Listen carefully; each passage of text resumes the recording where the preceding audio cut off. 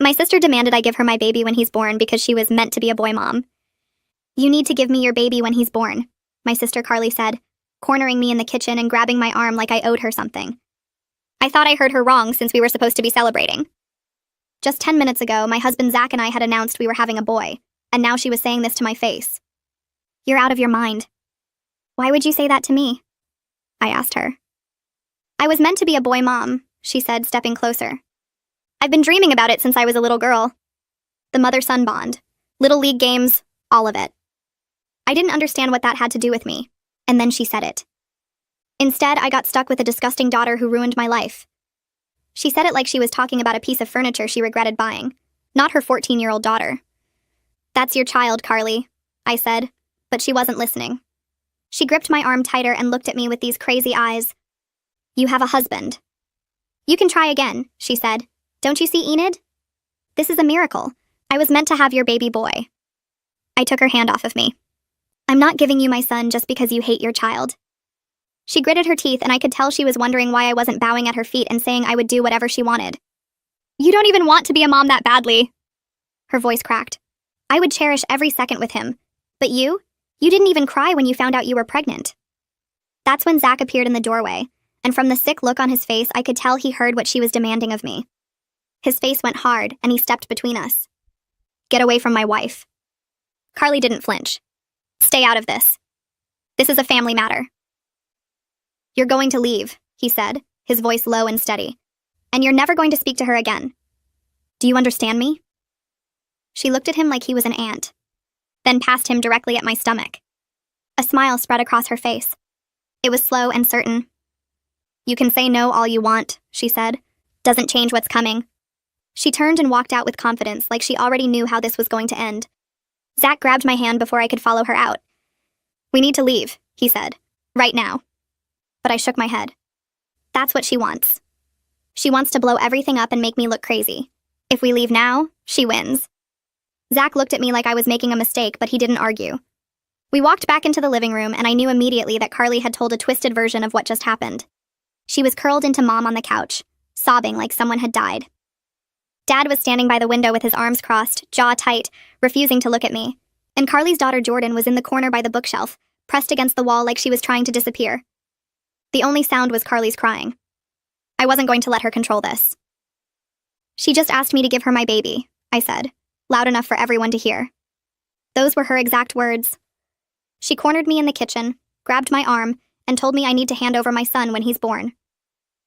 I waited for the shock, for the outrage, for someone to turn to Carly and demand to know what she was thinking. Mom looked up at me. Her face was calm. We know, she said. She told us. Okay, I said slowly. And we think you should consider it. I laughed because there was no way I heard that right, but nobody else was laughing. Dad was still staring out the window. Carly had stopped crying and was watching me through her fingers. Even Zach had gone still beside me. I'm sorry, I said. You think I should consider giving my baby away? Not giving him away, Mom said like I was being dramatic. Just letting Carly be more involved. Maybe even... She paused, choosing her words carefully. Maybe even letting her take the lead on raising him. You could still see him. You'd still be his mother. But Carly would be his primary caregiver. That's insane! Is it? Dad finally turned from the window. His voice was calm, but there was an edge underneath it. You work constantly. You've said yourself you weren't even trying to get pregnant. You didn't even seem that excited when you found out. I was excited, I said. I was in shock. There's a difference. Carly has been wanting this for 14 years, Mom said. She's read every parenting book. She's taken classes. She would be home with him every single day while you're at the office. I'm not quitting my job to prove I deserve my own child. See, that's the problem, Dad said. It's always about you. What you want. What you're willing to sacrifice. Have you even thought about what's best for the baby? I felt like I was in an alternate universe. These were my parents, the people who raised me. And they were standing in this living room telling me to hand my son over to my sister like he was a borrowed car. What's best for the baby, I said slowly, is being raised by his actual mother. Not by someone who... I stopped. I looked at Jordan, still frozen in the corner. She was staring at the floor, but I could see her hands trembling slightly at her sides. Not by someone who what? Carly said, sitting up now. The tears were gone. Her voice was sharp. Go ahead. Finish that sentence. Not by someone who calls her own daughter disgusting. The room went dead silent. Jordan's head snapped up. Her eyes met mine for just a second, and I saw something flash across her face. Surprise. Like she couldn't believe someone had actually said it out loud. That's not... Mom started. She said it to my face. I cut her off. Just now in the kitchen. She called Jordan a disgusting daughter who ruined her life. Those were her exact words. And you're telling me to give her another child? I looked at Jordan again. She was watching Carly now, waiting to see how she would spin it. I'd seen that look before on other people, the look of someone who's been gaslit so many times they've stopped expecting anyone to believe them. Carly, Dad said slowly, is that true? For a split second, I saw something change in his face. Doubt, maybe even concern. Like for once he wasn't sure whose side to take. Carly saw it too. She burst into fresh tears. I was upset, she wailed. You don't understand what it's been like for me. 14 years of doing this alone. 14 years of wishing things were different and watching everyone else get what I wanted. She grabbed Mom's arm. I didn't mean it like that. Jordan knows I love her. Tell them, Jordan. Tell them I'm a good mother. Every head in the room turned to Jordan. She was 14 years old and suddenly the entire weight of the room was on her shoulders. I watched her face cycle through emotions. Fear, exhaustion, something that looked like hope dying before it could fully form. She's a good mother, Jordan said quietly. Her voice was flat, rehearsed, like she'd said it 1,000 times before. Mom relaxed. Dad's face smoothed over. That was all it took for the moment of doubt to disappear. See? Carly wiped her eyes. Jordan understands. We have our difficult moments, but we love each other. I felt something twist in my stomach. You just made her lie for you. Right in front of all of us. She's not lying. She's telling the truth. She's scared of you. I looked at my parents. Can't you see that? She's standing in the corner shaking and you're acting like everything's fine. Families are complicated, Mom said. You'll understand when you're a mother. I understand right now. I understand that you're watching a child get manipulated in real time, and you don't care because it's easier to believe Carly than to admit something's wrong. Don't talk about my daughter, Carly snapped. Someone has to. I was shaking now. You called her disgusting. You told me she ruined your life, and now you're using her as a prop to prove you're a good person. What kind of mother does that? The kind who's been doing it alone for 14 years. Carly was standing now. While you got everything handed to you. The husband, the career, the baby boy. And what do I get? Nothing. That's enough, Dad said. His voice was cold. Final. Enid, I think you and Zach should leave. Gladly. I grabbed my purse. But I'm telling you right now, I'm not giving her my son. Not now. Not ever. Mom stood up. If you walk out that door, there will be consequences. What consequences? We have rights as grandparents. If we decide that baby isn't being properly cared for. Are you threatening us? Zach finally spoke. His voice was quiet but hard. Because that's what it sounds like. We're expressing concern, Dad said. Concern? Zach stepped forward. Your daughter just asked for our baby. Your other daughter made a child lie to protect her. And you're concerned about us? Nobody answered. Carly was staring at me with that same cold smile from the kitchen. Like this was all going exactly how she wanted. We're done, I said. I looked at Jordan one more time. She was watching me with this look I couldn't forget, like she'd been drowning for years and someone had finally noticed. I'm sorry, I said to her. Then I grabbed Zach's hand and we walked out the door. I can't even wrap my head around what just happened. My own mother looked me in the eye and asked if giving away my baby would really be that bad. My father wouldn't even look at me. And Carly just sat there crying like she was the one being attacked. I defended her daughter, and somehow I'm the villain? I'm done being the reasonable one. Done explaining myself to people who already made up their minds. Carly wanted a war. She's about to find out I don't lose. I thought I was ready for whatever she threw at me. Then I came home from my doctor's appointment and found the front door open. I ran inside and stopped dead. Carly was straddling Zach on the couch, her hands pressed against his chest, her face inches from his. He was struggling underneath her. You could fix everything right now, she was saying. Just say yes. I didn't hesitate to grab a fistful of her hair and yank her backward as hard as I could. It was like I had been wanting to do that. She flew off of him and hit the floor. For a second, she just lay there gasping. Then she looked up at me. You bitch. She scrambled to her feet and came at me, but Zach was already up, shoving her back. He wanted it, she screamed, clawing at the air trying to get past him. He was going to say yes. I saw it in his face. Get out, I said. Get out of my house right now. Or what? You'll call the police? She laughed, and out came this sharp, unhinged sound. And tell them what? That your sister came over to talk? That she sat too close to your husband? Who do you think they're going to believe? The pregnant woman who cuts off her whole family? Or the poor grieving widow just trying to be part of her nephew's life? They'll believe the security camera, I said. Carly froze. What? The one in the living room, the one that's been recording since you forced your way in. Her face went white. I was bluffing. We didn't have a camera, but she didn't know that. You're lying. Try me. For a long moment, nobody moved. Then something changed in Carly's face. The desperation melted away and something colder took its place. Fine, she said. Her voice was too calm now, too steady. You want to play it this way? We can play it this way. She straightened her shirt and smoothed down her hair. But that baby is mine, Enid. And one way or another, I'm going to get what I deserve. She walked toward the door, then stopped, turned back. You can't watch them forever. Then she was gone. Zach sank onto the couch and put his head in his hands. He was shaking. I sat down next to him and put my hand on his back. The adrenaline was starting to fade and I could feel my own hands trembling. I had just walked in on my sister trying to assault my husband. That sentence didn't even make sense in my head. It sounded like something from a crime documentary, not my actual life. What happened here? I carefully asked, making sure he knew I wasn't accusing him of anything. He didn't answer right away. He just sat there with his head in his hands, breathing hard like he'd just run a marathon. I rubbed small circles on his back and waited. I wasn't going to push him. She knocked on the door, he said, his voice barely above a whisper. I looked through the window and saw it was her. I wasn't going to open it, but she kept knocking, kept calling my name, said she just wanted to apologize, that she felt terrible about dinner and wanted to make things right. He took a shaky breath. I opened the door to tell her to leave. That's it. Just to tell her to go away, but she pushed past me before I could stop her. Zach.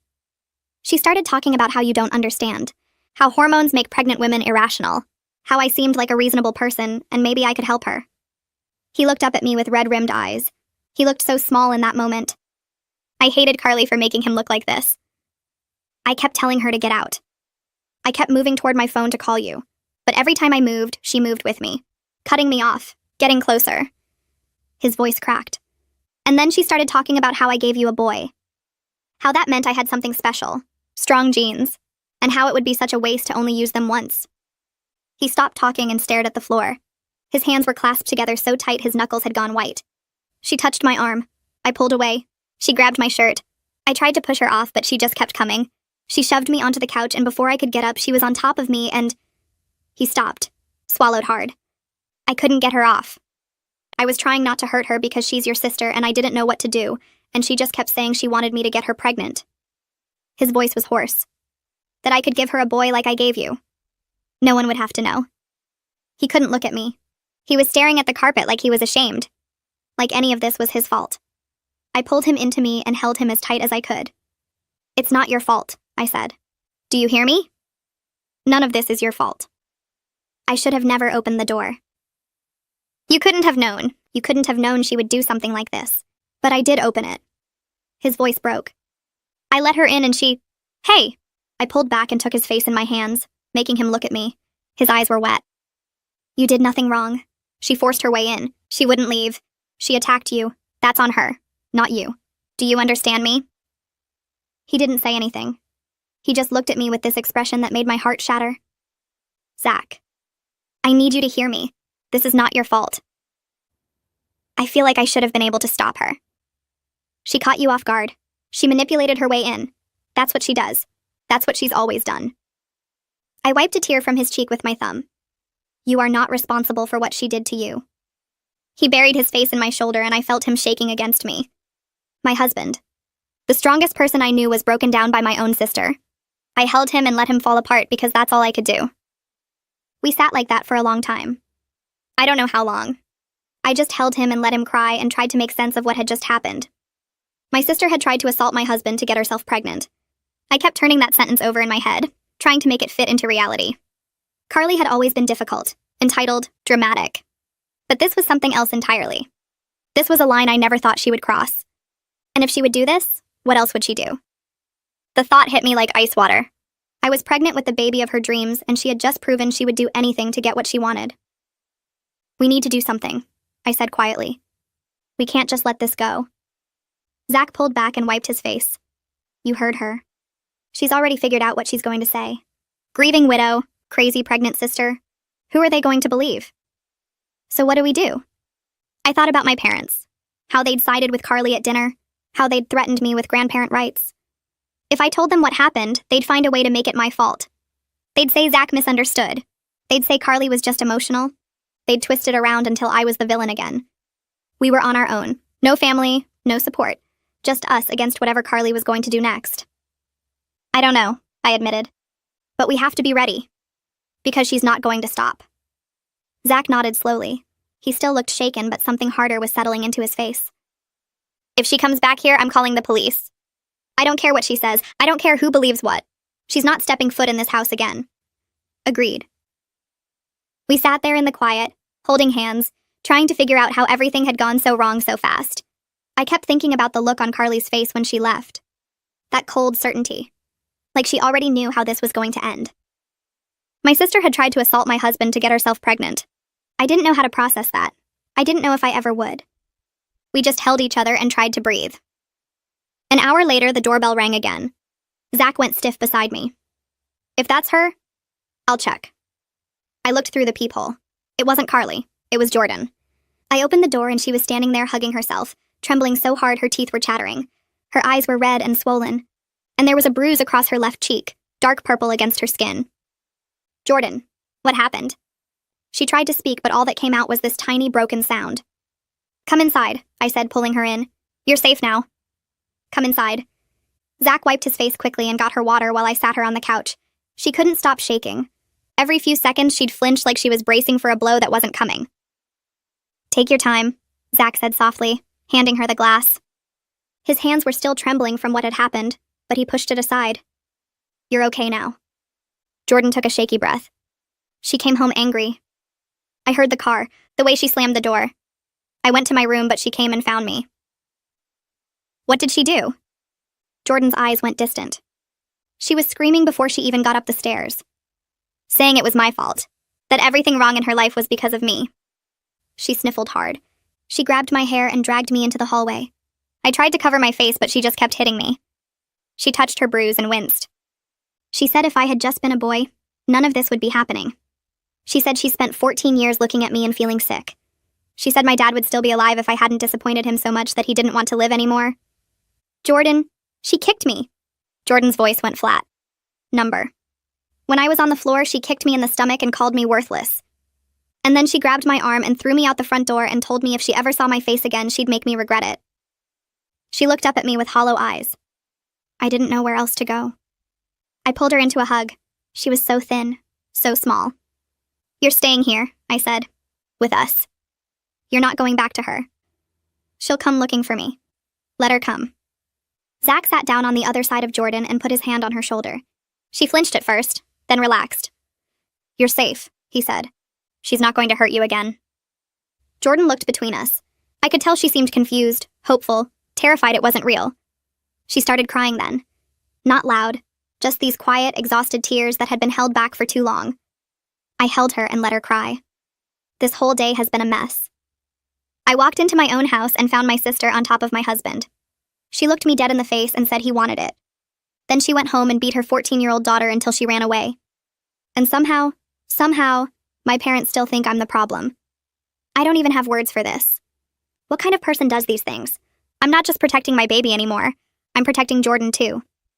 Wait until you hear what Jordan told me. Carly just lost the only person she had left. She doesn't even know it yet. Jordan told me everything that night. After she stopped crying, after Zach made her something to eat, after the shaking finally stopped, she started talking. And once she started, she couldn't stop. You know she only named me Jordan so she could pretend I was a boy, she said quietly. We were sitting on the couch together. Zach was in the chair across from us. I looked at her. What do you mean? When she was pregnant with me, she was so sure I was going to be a boy. She had the nursery ready, blue walls, baseball posters, the whole thing. Jordan pulled her knees up to her chest. And then I came out wrong. You didn't come out wrong, Zach said. You came out a girl. There's nothing wrong with that. Try telling her that. Jordan almost smiled, but it didn't reach her eyes. She kept the name anyway. Told everyone it was unisex.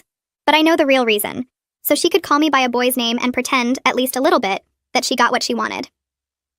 I reached over and put my hand on her arm. How long have you known this? Forever. She never let me forget it. Jordan's voice was flat. That's why she used to shave my head. I remember that. Everyone would tell Carly to let Jordan's hair grow, that she would look so beautiful with long hair, but Carly always refused. Always had the same excuse. Every few weeks when my hair started to grow out, she'd sit me down in the bathroom and shave it all off, Jordan continued. Because it was easier to manage, I finished off for her. Yeah, Jordan looked down at her hands on her lap. She didn't want me to look like a girl. Zach leaned forward. How long did that go on? Jordan touched her hair, shoulder length now, tangled and messy from running here. Until I was 11. That's when I started fighting back. Really fighting. Screaming, locking myself in my room. She couldn't hold me down anymore, so she stopped. She let out a bitter laugh. This is the longest it's ever been. 14 years old and I'm finally allowed to have hair past my ears. Lucky me. The sarcasm in her voice was sharp, but I could hear the pain underneath it. And no one could help no matter what. My teacher saw the bruises, but she always had an excuse. I fell. I was playing rough. I was a difficult child. And everyone believed her because she's so good at being the victim. She looked at me. You saw it at dinner. The way she turned it around on you. I saw it, I nodded. I just didn't understand how deep it went. I thought about all the family gatherings over the years. All the times I'd seen Jordan sitting quietly in the corner. All the times I'd noticed something seemed off but told myself it wasn't my business. I should have said something. I should have done something. It goes all the way down. Jordan picked at a thread on the couch cushion. She only let me wear boys' clothes. Jeans, t-shirts, nothing with flowers or pink or anything girly. When I started middle school, teachers asked questions, so she let me wear some girl stuff to school. But at home, it was back to the same thing. Zach shook his head. And let me guess. She used that grieving widow raising a difficult daughter all by herself, excuse that she loves so much when questions start getting heavy. Jordan laughed bitterly. Yeah, everyone constantly feels sorry for her. That's her whole thing. She makes people feel sorry for her, and then she gets whatever she wants. She stopped suddenly, looked down at her hands. I shouldn't be telling you all this. She's still my mom. I know that sounds stupid, but it doesn't sound stupid, I said. She's your mom. Of course you have complicated feelings. But Jordan, what she's done to you isn't okay. None of it is okay. Jordan was quiet for a moment. Do you actually believe me? The question was so small, so fragile, like she was bracing herself for me to say no. Of course I believe you. Because no one ever does. I've tried telling people before, and they always... I believe you, I said again, firmer this time. Every word. Zach moved from the chair to sit on Jordan's other side. She flinched at first, but didn't pull away. I believe you too, he said quietly. And I know what she's capable of. She hurt me today. What she did to me. He paused, his jaw tightening. You're not alone in this. Not anymore. Jordan looked at him with something like recognition, like she finally had someone who understood. She used to tell me things when I was little, Jordan continued, her voice steadier now. Things I believed because she was my mom and I didn't know any better. Like what? Zach asked. Jordan was quiet for a moment. She opened her mouth to speak, then closed it. She tried again. That I was supposed to be a boy. I ruined her life by being born wrong. She convinced me that my dad died because he was so disappointed in me he didn't want to live anymore. Jordan, I grabbed her hand. That's not true. None of that is true. I know. Now. She squeezed my hand back. But when you're 6 years old and your mom tells you your dad killed himself because of you, you believe it. You believe it for a long time. Her voice cracked on the last word and she had to stop. She pressed her hands against her eyes and took a shaky breath. Take your time, I said softly. You don't have to tell us everything tonight. No, I want to. I need to. She dropped her hands and looked at me with wet eyes. I've been holding this in for so long. I just need someone to finally know. The room went quiet. Zach reached over and put his hand on Jordan's shoulder. She looked surprised, but she didn't pull away. You can let it all out, Zach softly said. Cry, scream, talk to your heart's content. We're here for you. For once, Jordan felt comforted, so she continued. There was this one time. I was 9. I'd saved up my allowance and bought a dress from a thrift store. Yellow with little flowers on it. I hid it in the back of my closet and only wore it when she wasn't home. She paused. She found it. dragged me into the living room and made me watch while she cut it into pieces with scissors. She said if she ever caught me wearing girl clothes again, she'd make sure I regretted it. Jordan's hands balled into fists. I was 9. What kind of person does that to a 9-year-old over a dress? I could end her, I said. The words came out before I could stop them. I'm sorry. I know she's your mom, but I could actually end her for doing that to you. Jordan stared at me. I don't think anyone had ever been angry on her behalf before. Zach put his hand on her shoulder.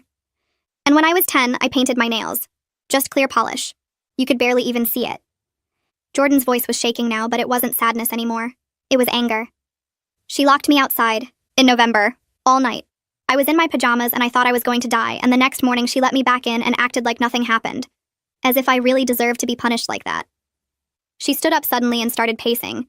14 years. 14 years of this, and everyone just looked the other way. Teachers, Grandma and Grandpa. Everyone. She was shaking with rage now. I spent my whole life thinking I just had to survive until I could leave. But you know what? I'm done being quiet. She's always been the problem, and everyone just let her get away with it. I wiped my eyes. I hadn't even realized I was crying. I stood up and pulled her into a hug. She resisted for a second, still vibrating with anger, then collapsed into me. We stood there for a long moment. I could feel her shaking against me. All that rage slowly draining out of her until there was nothing left but exhaustion. You're not going to send me back, are you? Her voice was muffled against my shoulder, small, scared. Never. Promise? I promise. You're staying here. With us. For as long as you want. She held on tighter. There's something else, Jordan said into my shoulder. Something you need to know about your baby. I pulled back. What about him? When you announced you were having a boy, she went quiet. You probably noticed.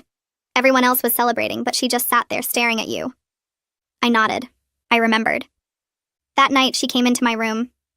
She wasn't angry. That was the scary part. She was always angry. But this time she was calm. Almost happy. Jordan's jaw tightened. She said that's my second chance. That baby is going to fix everything. What does that mean? Zach jolted up at that. She's been planning this. For months. She has a nursery set up in the spare room. Blue walls, a crib, clothes, toys, everything. Jordan looked between us. She has a name picked out. She talks about him like he's already hers. I felt cold all over. She's not going to stop, Jordan said. She's never going to stop. She's been waiting her whole life for a boy, and now she thinks she's finally going to get one. She doesn't care what she has to do. I thought about Carly on top of my husband. I thought about Jordan's bruise, the years of abuse, the nursery waiting for my son. She's not getting him, I said. She's not getting you either. Jordan looked at me. Her eyes were red and swollen. She looked exhausted, wrung out, like she'd just run a marathon. She always wins, Jordan declared. Not this time, I shook my head. Jordan didn't say anything. She just leaned into me and closed her eyes. Zach came over and put his arms around both of us. We stood there in the quiet, the three of us, holding each other up. For the first time in her life, Jordan wasn't alone. And neither were we. Jordan stayed over and slept in our guest room. I sat on the bed next to Zach, wondering how we were going to keep our baby safe from my crazy sister. He was coming any day now. But I'm not scared of her anymore. I'm angry. Angry for Jordan, for Zach, for myself. Let me tell you what happened just days after I gave birth. You're not going to believe this. Finally, my baby boy was born. He was healthy and perfect. I held him in my arms, and for a moment I forgot about everything else.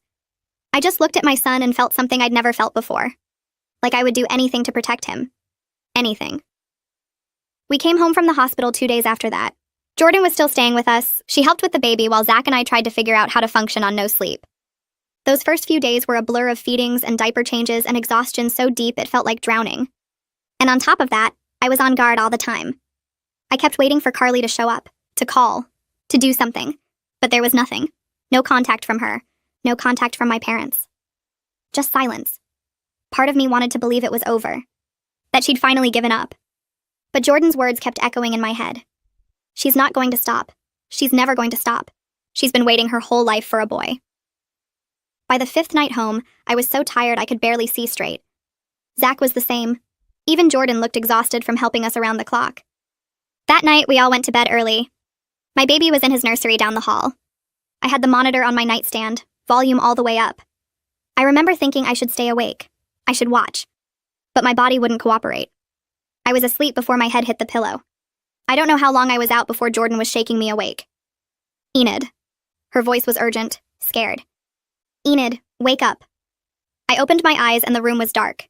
Jordan was standing over me, her face pale. What's wrong? I asked, still half asleep. I heard something. A door. I think someone's in the house. Zach was already sitting up beside me. What? I heard the front door, Jordan said. I'm sure of it. We all went quiet, listening, and then we heard it. The baby crying, then stopping. Then the sound of footsteps moving fast. Then the front door closing. I was out of bed before I knew I was moving. I ran down the hall to the nursery and threw open the door. The crib was empty. My son was gone. For a second, I couldn't breathe. I couldn't think. I just stood there staring at the empty space where my baby was supposed to be. This wasn't happening. This couldn't be happening.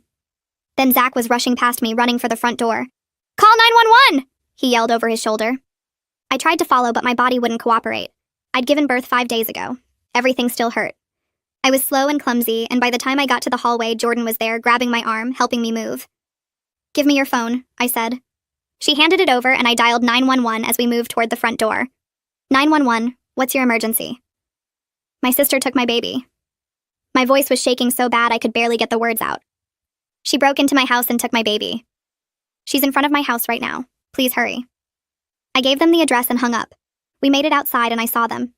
Carly was halfway down the driveway, my son in her arms. She was moving fast, almost running, clutching him against her chest. And she was talking to him. I could hear his crying and her voice carrying in the night air. It's okay, baby. Mommy's here.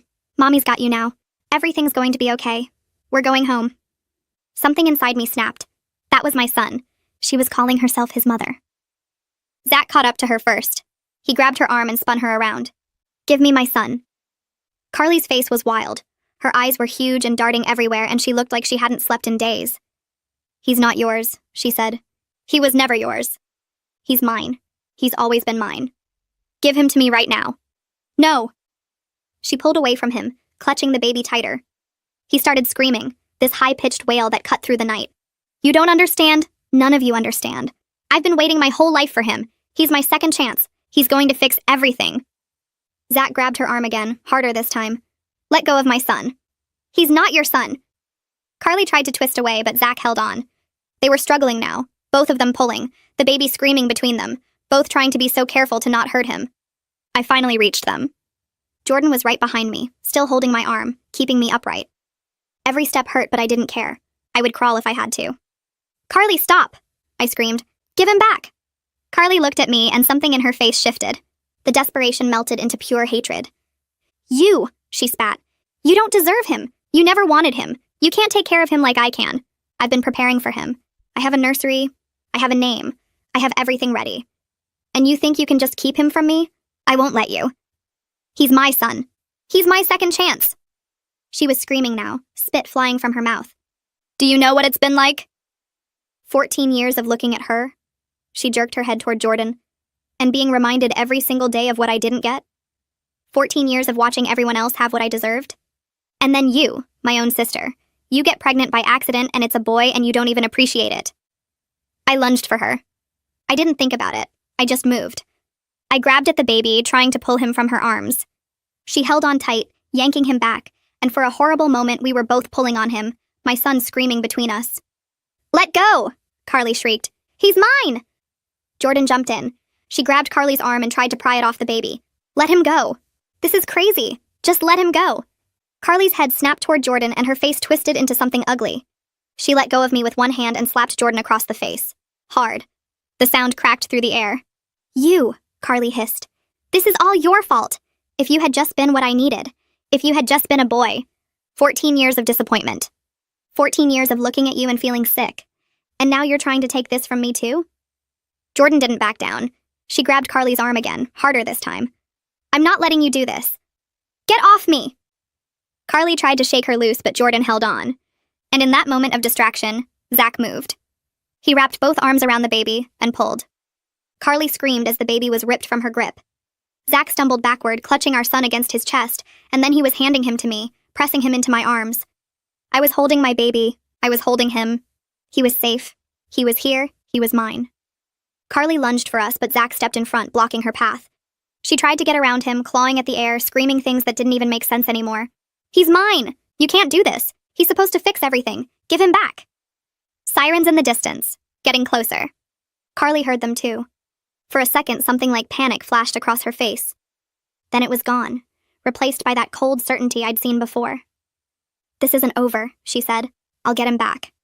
I'll find a way. You can't watch him forever. You can't. The police cars pulled up, lights flashing red and blue across the front yard. 2 officers got out and started toward us. Carly saw them first.